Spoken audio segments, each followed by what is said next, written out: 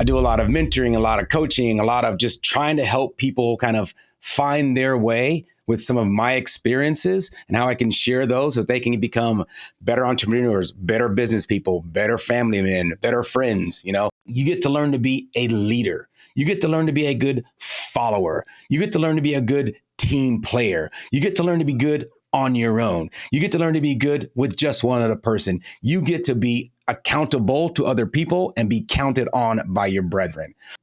There's some gratitude with being content in the skills that you do have, right? And you need to pat yourself on the back for acquiring those skills. But that idea of being your best always, it doesn't go away. You've got that sense of confidence. You've got that sense of skill. You've got that inner strength, right? That mental toughness. It only gets better as you move down the pipeline of being a team guy. Let me walk in your shoes. Allow me to help you figure out how you're going to move forward with all the tools and experiences that we learned over time.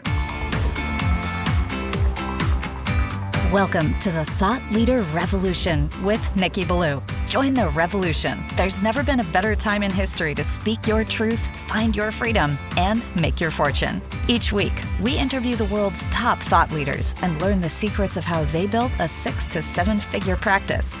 This episode has been brought to you by eCircleAcademy.com, the proven system to add 6 to 7 figures a year to your thought leader practice. Welcome to another exciting episode of the podcast, The Thought Leader Revolution. I'm your host, Nikki Ballou. And boy, do we have an amazing guest lined up for you today. Today's guest is a former Navy SEAL. He is a leading thought leader when it comes to helping people reach their full potential. He owns a CrossFit gym. He owns a mindset educational company. I am speaking, of course, of none other than the one, the only, the legendary Chris Smith. Welcome to the show, Chris. Oh my God, Nikki, your energy is as infectious as mine. This show is going to be loud for your peeps. Got to tell you now, it's going to be loud, but I'm excited to be on the show, brother. How you doing? I am blessed and grateful, man. Thanks for coming on the show. I'm excited too. We're going to rock it. We're going to roll it. So, brother, the folks who listen to this show are entrepreneurs, other than the great men and women that fight, bleed, and die, so the rest of us can live under the blanket of freedom. They're the greatest people in our society. Entrepreneurs, because of their vision, because of their focus, they move the human race forward. They listen to this show, not because of me. I'm here every week. They're here for you. But before they can open themselves up to you, they got to get to know you. So tell us your backstory. How'd you get to be the great Chris Smith? Well, man, that's a lot of lead-in right there. Let's see. Backstory. Little old kid from Kansas. Kansas. Flatlands. Don't know why I got attracted to the ocean, but it's been calling in my head for a long time. Went from Kansas to Kansas City, went through school, ended up joining, I was electrical engineer for 9 years, ended up joining the Navy, was in SEAL team for a long time, went to Special Missions Unit, right? From there, got out of a Special Missions Unit, started opening up my own businesses because that's where I thought I could make the second largest difference, right? First one, let's serve our country. Let's do great things. Let's make sure that we all can be here in the future to do the things we want to do. Ended up opening a lot of different companies. Like you said, I own Trident Mindset. I own Trident Athletics. I do a lot of mentoring, a lot of coaching, a lot of just trying to help people kind of find their way with some of my experiences and how I can share those so that they can become better entrepreneurs, better business people, better family men, better friends, all those things. So that's kind of where I'm coming from. 58 years old, so got a lot of little dust under the belt. So willing to share and talk about anything. 58 years old. Well, I'm 56. I know, right? Man. We are simpatico, you and I, man. Yeah. Damn. Yeah. It's infectious. So I'm always excited to speak to a Navy SEAL, right? Because I've had a few of them on this show and on other shows, and I've had other people from the special operations community on as well. There's a mindset that a man who has served in that capacity has, which the average person cannot comprehend. Right. But it's a powerful mindset, and getting a glimpse of it and learning from it and learning how to apply it to my life has been part of what's made me better at everything that I do. So share with me, what the hell made you decide to go become a SEAL in the first place? And what did it take for you to be one of the men who went through the whole program without ringing the bell? Yeah, right. It's a crazy little story. You know, I come from a relatively big family. My mother has 11 siblings. I've got a shit ton of cousins, you know. Honestly, a lot of things. But one thing that did sit on my mind is, although it may sound kind of corny, the movie Red Dawn. The movie Red Dawn struck me at a time. The original, though. The original, right? The original Red Dawn. Not the remake. Yeah. Not the remake. Yeah. The original. It struck me at a time that, you know, whatever's going on in the world, it just hit me in my head that I really have no skills to support my family, to defend my family. I have no skills. Good athlete. I could do all the things that athletes could do. You know, I could run, I could throw, I could catch, I could do all those things. But if something actually happened, I have no skills. I have no skills to help anyone do anything. And it bothered me for a long time. So, you know, me being me, I'm like, well, who are the best people in the United States that have the most skills to protect and serve? Who are the best people that I can go and learn from, to learn how to give, to learn from me to kind of protect my family and support our country? That would be the SEAL teams. So made that decision. I was 29 years old. Right. So late in most people's careers, I was living a good life, had a good office job, did on the engineering thing. I just recognized that I just didn't have any skills. And I was really looking for someone, someplace to just kind of teach me some skills to move forward in this world. And that's really one of the reasons I did it. Selfishly, though, I wanted to put myself up against the toughest training there was in my mind at that time in the world, which I still kind of believe that, right? The toughest training that this country has to offer. Do I have what it takes? Me, Chris Smith, at that time, 29 years old, probably making that decision around 26 or so, 131 pounds, never been in the ocean, no real skills. Like, man, do I have what it takes to join a elite force of men that go do good things to bad people for the right reasons? Do I have that inside? I don't know. Let me go put that to the test and find out, you know? So those two primary motivators of like, yeah, man, let's go get some skills and let's see how tough you think you are. Let's see, hey, man, do you have what it takes to join the world's elite? Those are my two primary ideas in my head at that time. So, okay, I say that's pretty amazing. That's a lot, right? I'm sitting here listening to myself. I'm 56 years old. When I was in my teens, I did karate for a number of years. Yeah. Prior to that, I grew up in Iran, and Iran is, unlike the West, it is not a soft place. And I was a Christian in Iran, and I experienced a lot of discrimination as a Christian from, you know, the Muslim majority there. They'd come and they just push me. I wear a cross. They'd rip it off my neck. They'd start fighting me. I had to learn how to fight, but this was as a kid. Yeah. I took a course put out by a man named Tim Larkin called Target Focus Training. And this was a 3-day course. I did it twice about how to defend myself. But have I spent a ton of time in my adult life learning how to defend myself? No. Is it one of the things that bothers me right now? Yeah. I mean, given the state of the world, I think I ought to go learn how to defend myself. But a 56-year-old man, is the military going to accept a man like me? Heck no. They'll laugh me out of the room if I went there.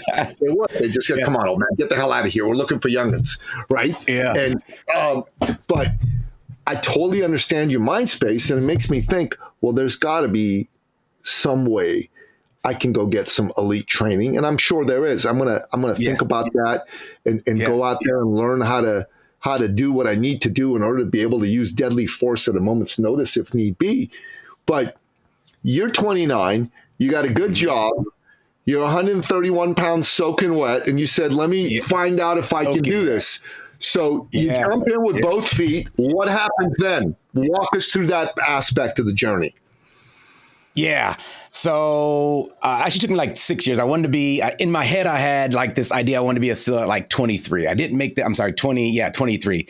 I didn't make that actual, hey, you know what? I'm going to go until I was 28. And, I had a cute girlfriend, had a lot of money, all the stuff that, you're doing, trying to live that life in the world of like, yeah, man, I'm doing the right thing, post school, all the stuff. I didn't make that decision until I was 28. And one of the things that helped me make that decision was, well, shit, the Navy started taking people at 29. So I had to go to boot camp before I turned 29 years old, right? I get to boot camp. Crazy. I'm the oldest student in my division by, geez, you know what it is. Like they're going at 18, 17, 18, 19 years. I'm already 28 years old. You were talking about discrimination as you were growing up too. Maybe at that time I hadn't really felt that much discrimination, but I do remember a funny story in that time where, you had to pass the entrance exam to get to BUD/S before you turned 29. So I joined at 28. Right? I'm going through boot camp. The test for everybody that was going to join, wanted to be SEALs came up, and they're like, all right, everybody wants to be a SEAL. Come on, we're going to do the SEAL entrance exam or whatever it is, right? It consisted of some push-ups, some sit-ups, some pull-ups. You get the idea, and a run, right? It's just a run inside of a gym. You got your big heavy boots on, you got your pants on, your dungarees, you got all your stuff on. Now, I remember specifically there were 5 black guys in that group, maybe 5 or 6 black guys in that group. And they gave each black guy an extra canteen of water. Not the white guys, not anybody else. It's like 20 people trying out, right? And I was like, whoa, man, I'm a grown man, or I'm 28. And I'm like, why are you giving just the black guys an extra canteen of water? And I'm like, They go, oh, sickle cell. As far as I know, I'm not a doctor. I don't have a white coat. I'm just like, I don't think water cures sickle cell. Anyway, ended up passing the test. Go to BUD/S.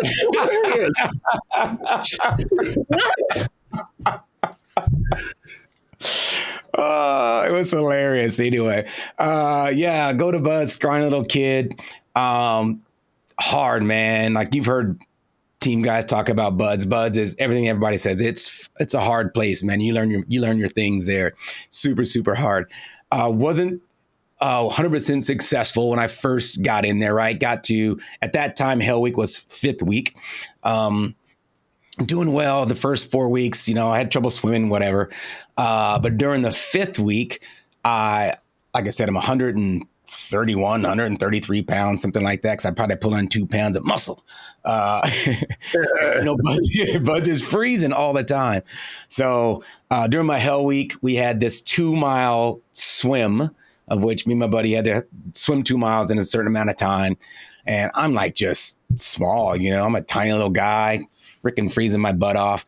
End up getting hypothermia in that swim that got me set back to the next class. Right, got me set back to the next class. So I was a full benefit BUD/S candidate, class 205 at that time, graduated class 207. Full benefit guy. Registered the lowest rectal body temperature ever in BUD/S with an 88.4 rectal temperature, which is, I hope, still a BUD/S record. I don't want anybody to take that from me, but yeah, super, super tough course. Yeah. So you went through the program. It was as tough as everybody said. It is hard, yeah. When you got through it and you were a Navy SEAL, what was that like? The saying that SEAL teams has, the only easy day was yesterday. Yep. It's the truth, right? Like BUD/S is nothing more than an entry point to go learn the skills to become a Navy SEAL. Hey, are you tough enough? Are you smart enough to understand what we're telling you? Can you pick up things fast enough? Are you going to quit or are you not going to quit? Are you that guy that has that caliber of doing the right thing for the right reason all the time? Are you that guy? Can I count on you? Right? You're stacked on a door. Can I count on you to do your job correctly? Yeah. It's the litmus or the assessment to see is this a quality enough guy that we can actually go teach some real SEAL skills? Are you that guy? Right? So when you get to your SEAL team, you're still being tested, right? You're still being vetted. Now's your time to learn the skills that you had in your head that Navy SEALs do. That's when that starts. And that is a joy right? People treat you different. You've already passed the test that you're not going to quit. Now you're worthy of the training and the skills that the SEAL teams are going to give you, right? So it's a beautiful time. It's the best time ever because you get to go to every single cool guy school. You get to learn how to jump, get to learn how to drive, get to learn how to shoot, get to learn how to fight. You get to learn all these things that people want, right? You get to learn to be a leader. You get to learn to be a good follower. You get to learn to be a good team player. You get to learn to be good on your own. You get to learn to be good with just one other person. You get to be accountable to other people and be counted on by your brethren. So it's an amazing place to be, right? It's just, you're an adult. They treat you like an adult. It's an amazing place to be. I wouldn't trade any of those days or moments just wouldn't trade those moments for anything. You graduated BUD/S. You're learning how to be a SEAL. They're teaching you all those deadly skills. How long from graduating BUD/S till you and your heart and soul felt and believed, yeah, I got the skills I need. I can do anything to defend myself, defend my country, defend the people I love? Yeah.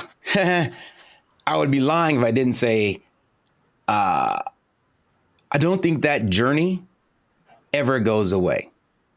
Really? I don't think the quest of learning new things and being better ever goes away.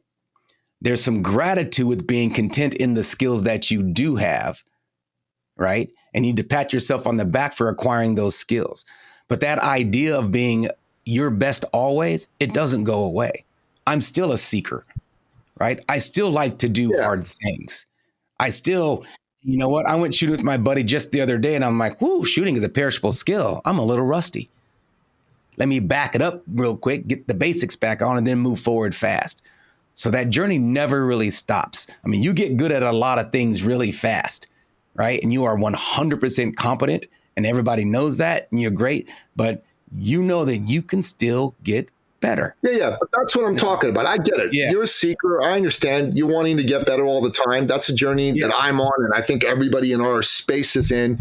There's never a finish line. There's always another place to go. But I'm talking about from the time you graduated BUD/S to the moment you were like, I'm a lethal badass. I'm nobody to mess with. How long was that?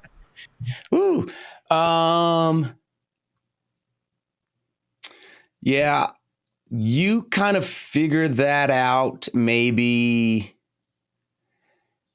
like your second platoon, because maybe your first platoon, you're in there, you got a job, you got things that people are counting on you to do, which is awesome.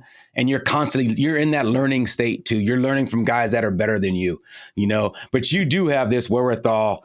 Like, actually, the answer really is as soon as you get out of BUD/S. As soon as you get out of BUD/S, you're fucking, ain't nobody going to hurt you. Like, that right away. You might not have all the skills, but you're pretty much unhurtable, right? And you take that confidence, you take that joie de vivre with you to SEAL team, and you just hone that craft. You sharpen that knife.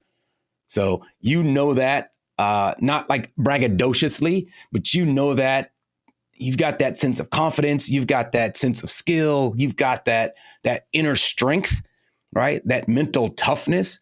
You have that when you graduate BUD/S. It only gets better as you move down the pipeline of being a team guy.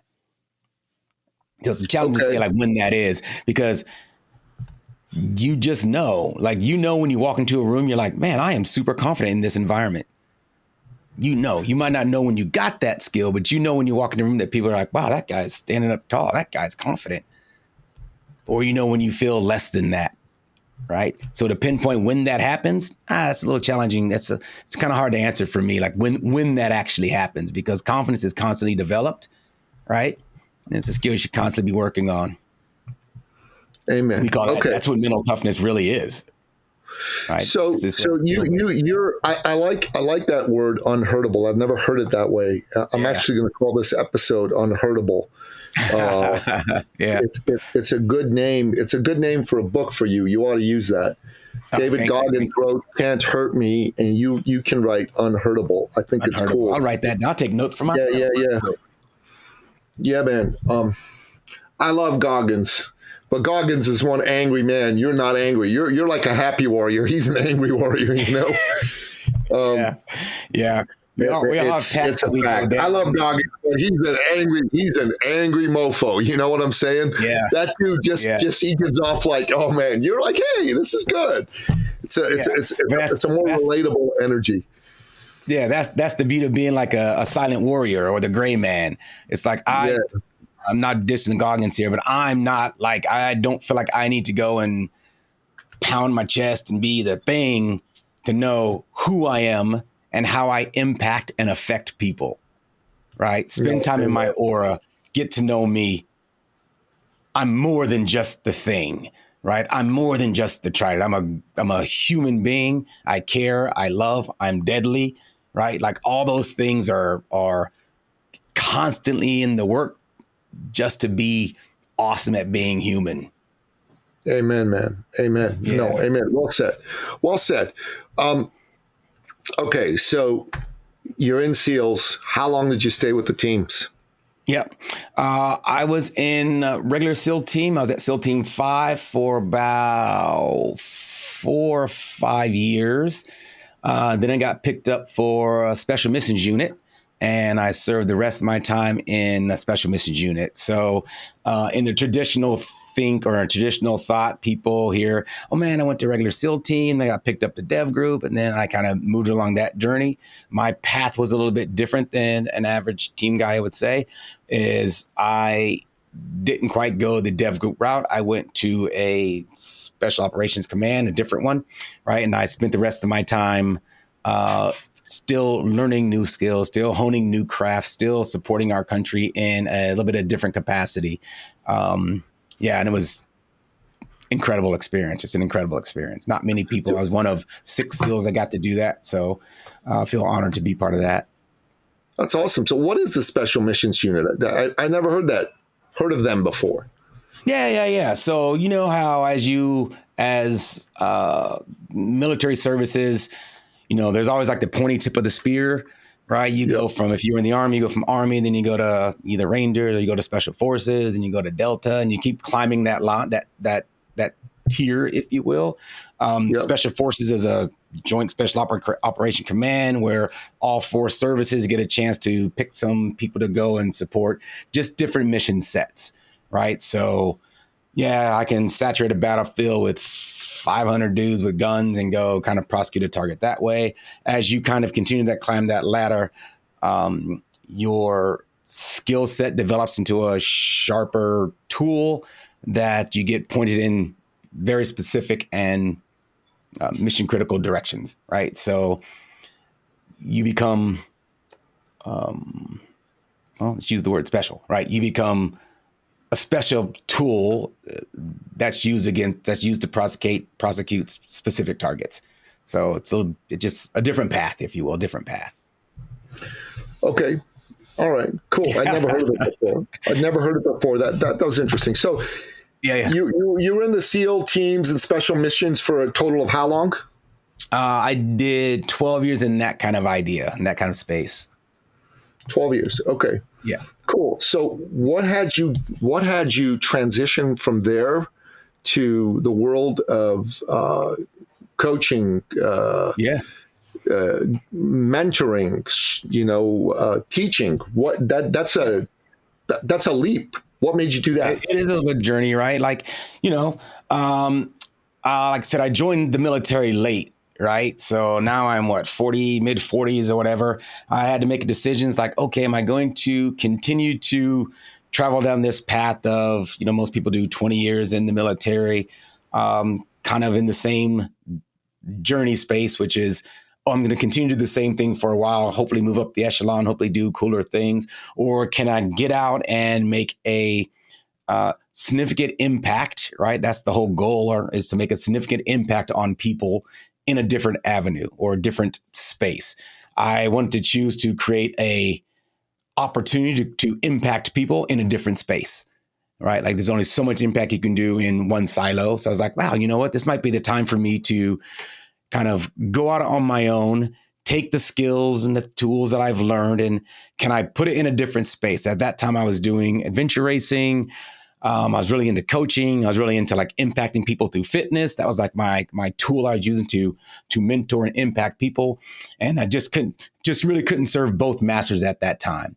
Right. I kind of got into CrossFit then, and I was teaching people at my last unit. I was setting up groups. I was working for CrossFit, and that space looked really, really exciting for me as another opportunity to impact people positively using fitness as a way to pass along or mentor, if you will, skills, tactics, ideas, thoughts, philosophies, like all these things.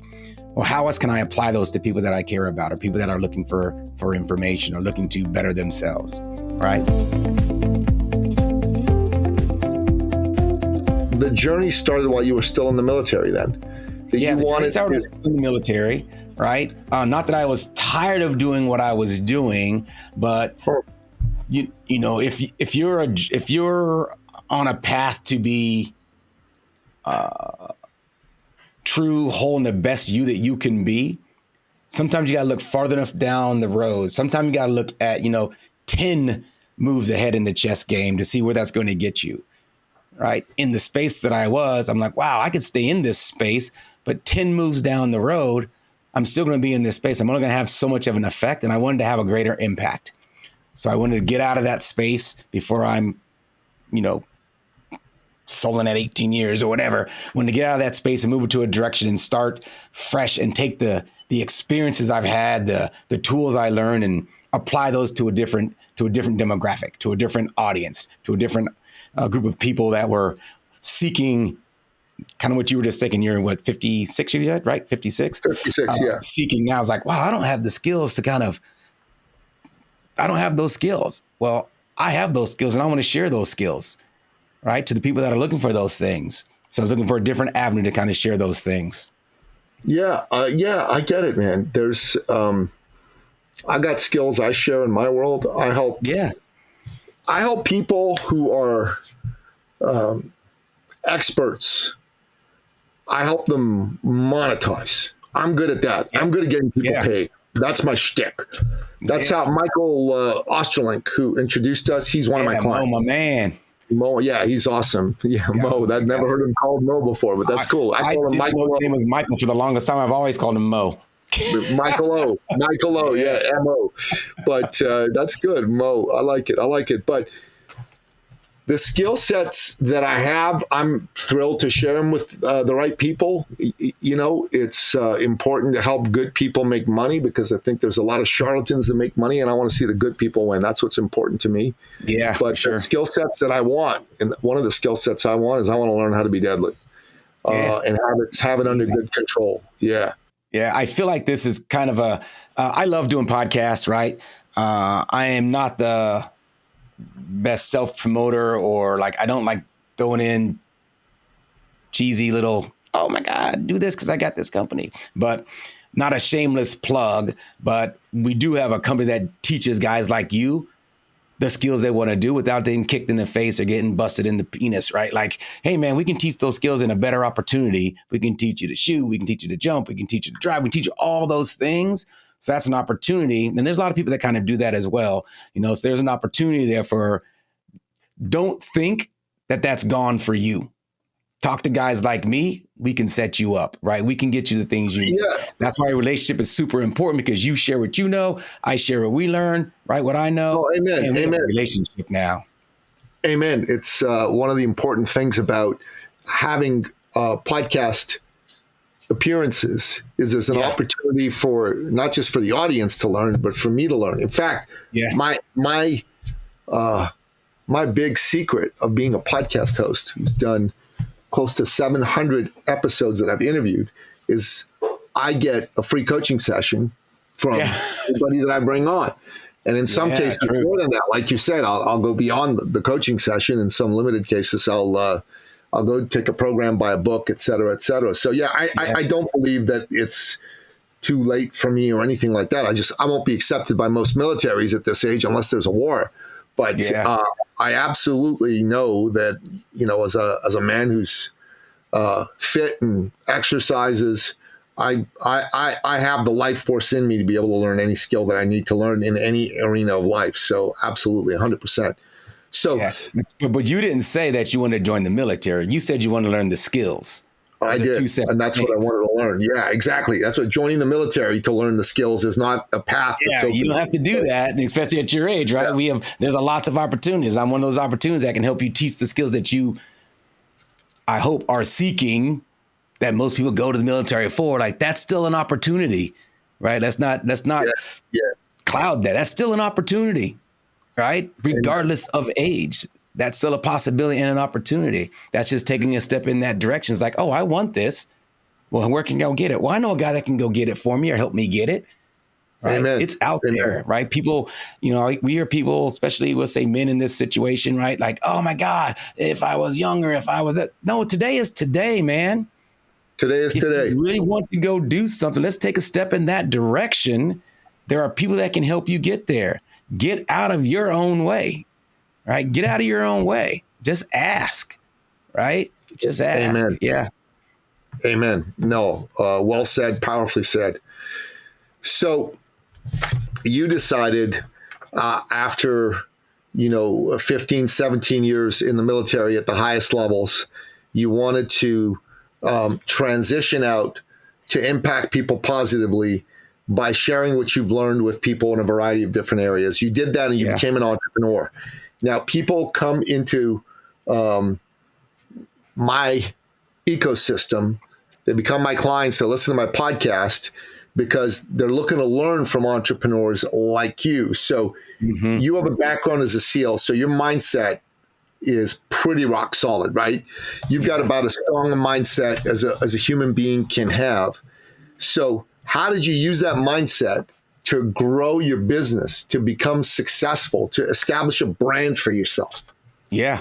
A couple of words that are coming to mind right now: discipline, focus, intention, right? Like tools you learn in the military is like, okay, we have a mission to execute. We've got a target to prosecute. We've got a goal that we want to hit. Well, we learn how to plan. We learn how to plan, backwards plan, to attack that goal and be successful at that goal, right? Before we leave to attack that project, whatever it is, we have a good, solid plan and we know we're going to be successful. It's the same tools we use in business. Hey, I got a project that's coming ahead. How am I going to accomplish that project? What needs to be done? What do I need? What are my resources? How am I going to get this done? And you have 100% confidence that project is going to be successfully completed. But life throws us curves sometimes. We know that, that first plan didn't quite work, right? No plan survives first contact.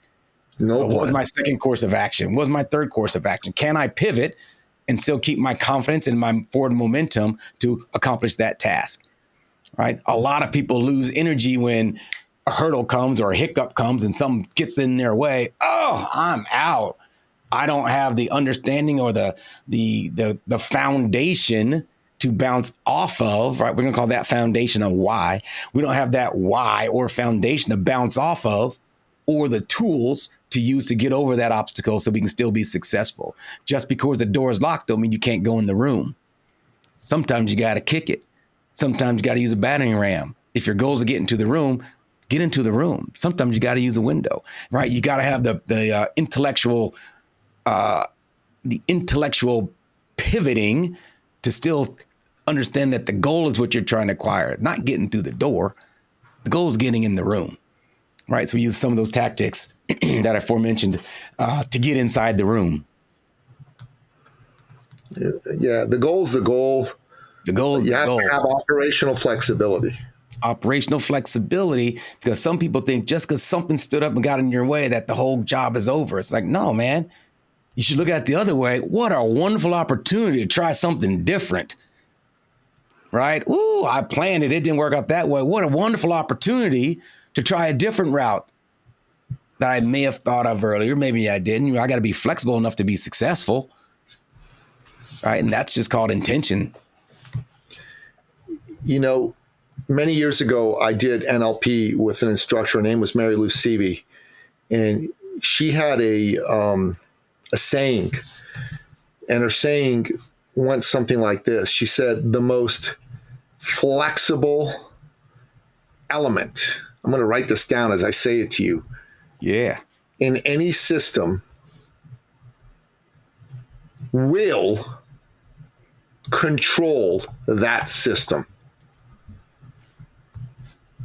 And that is pretty profound, because what she's saying is if you're inflexible and you're going to say this has to be this way, but someone else with whom you're in a competition is flexible and they're saying this does not have to be this way, the only thing that has to be is that I win, they're going to kick your every ass. time.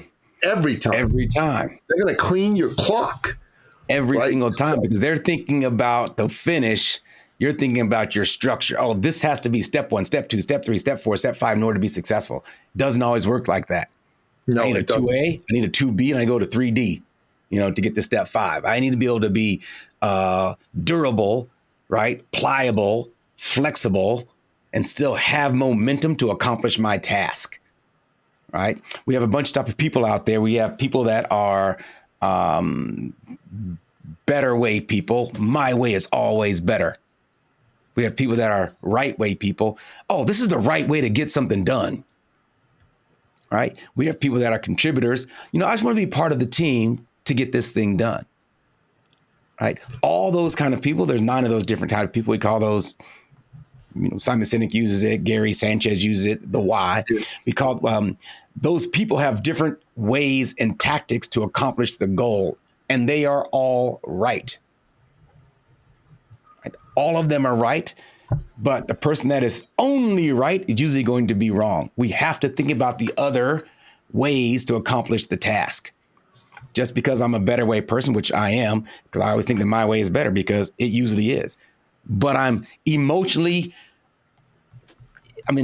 enough to know that, in my head, my way is better. But you know what? Nikki's way will probably work too. Bob's got a good idea too. Right? So I'm flexible in that space that knows that, hey, I think my way is better, but we can try something else too and still give full support, for that intention.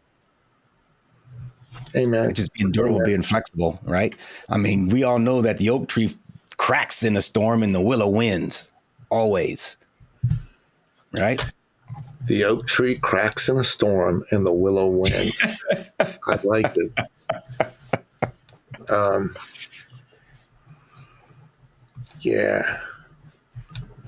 Yeah, these are good to write down. These are some good sayings.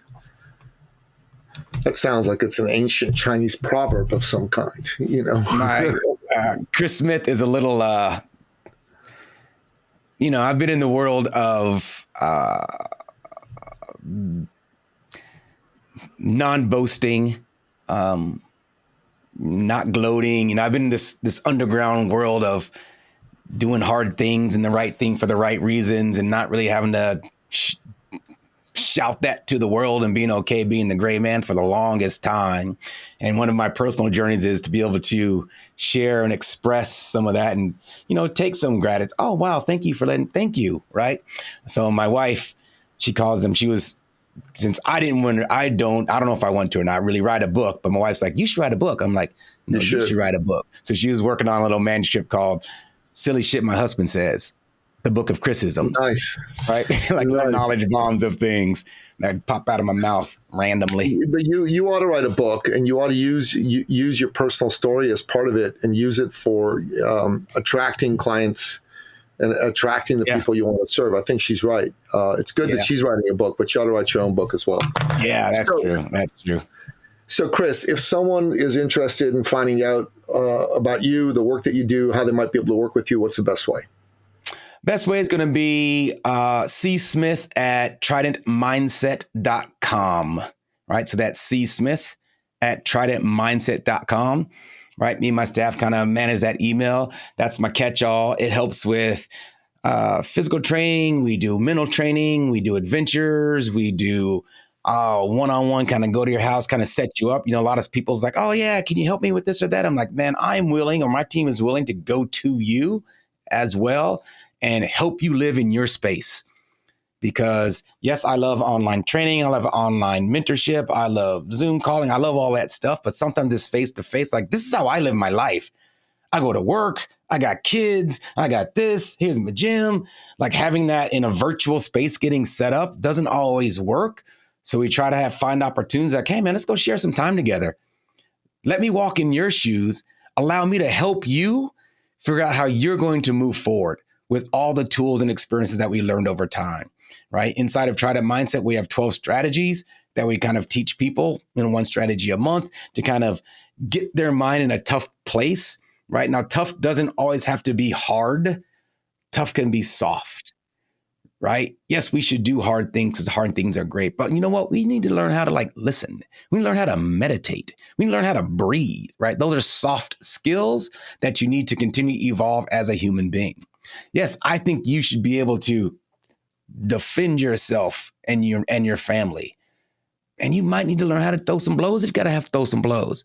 You might need to learn how to drive your car fast. You might need to learn how to shoot. You might need to learn how to throw a bow. Like all these different skills, we can make them fun and exciting for you in some type of adventure that, man, you're getting to scratch that itch that you wanted way back then that we're now too old to do. We get to scratch that itch. The time is not gone. The time is now. The problem is that people have a tendency to put shit in front of it and not make it important until it's too late. Like, why wait? Why procrastinate? Like, forward momentum is only taking the first step. Amen. Right? Let's not be afraid to take that first step. Amen. Right. So we're going to make sure we put that email address in the show notes, csmith@tridentmindset.com. Correct. So folks, if you are interested in finding out about the work that Chris does, use that email address, contact him, contact his team, get on his calendar, and you can figure out how he can help you, and you can figure out how you can get out of whatever limiting belief is getting in your way. Because I'll tell you, limiting beliefs are what's stopping you from living the life less ordinary. And you got to do something about those limiting beliefs. So, Chris, we end off each episode by asking you, our guest expert, for your top 3 expert action steps. These are bullet point, the 3 best pieces of advice that you have to give to me and to my listener. Go. First thing first, don't be afraid of the man in the mirror. The man in the mirror has the truth and has the answers. Have the balls to get in the mirror and ask yourself the tough questions. Who am I? What do I want? What's holding me back? In all my life's experiences, you cannot lie to the man in the mirror. He knows the truth. Second thing, don't be afraid of the blank page. A short pencil is better than a long memory. Write shit down. Some people call it journaling. Some people call it noodling, whatever it is for you. Hey man, take the time to scribble something in a book that you can reflect on later, right? It's the fastest way to move forward. Third thing, go back to basics. Matt, I just heard my friend talk the other day, back to basics, right? Every sports team does it. Every winning team does it. What do they do when they get to practice? They get back to basics. They learn the basics really, really well, and they move forward, right? I'm gonna credit my friend Brian Shantosh for that one because he just hammered it in my head this week and we spent some time together.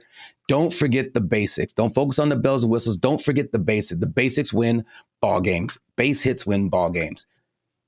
Those are my top three at this moment. They might change tomorrow, but right now those are my top 3. The first 2 won't change for sure. Yeah, amen, man. Amen. I love it. I love it. Chris Smith, man, it was a lot of fun having you on the show. It was a real honor. We had a blast. The energy was high. Yeah. Thanks for coming on the show, man. Yeah, I appreciate you, my friend. Thank you. Express gratitude. Yeah, you bet. God bless. And I do another podcast for men. You ought to come on that as well. I think we could talk. Anytime, man. I am really embracing my opportunity to share and speak. So if you have me, I'd love to be on. Yeah, I will. Let's talk about it offline and find a time. Sure. So, listener, Chris Smith, the real deal. This is a man who has wisdom. He's got powerful insights to share. If you enjoyed what you heard, send him an email. And thank you. If you enjoyed what you heard, give us a like, give us a rating. give us a review. And if you got a friend who you think would benefit from this conversation, share it with your friend. Until next time, goodbye. This episode has been brought to you by eCircleAcademy.com, the proven system to add 6 to 7 figures a year to your thought leader practice.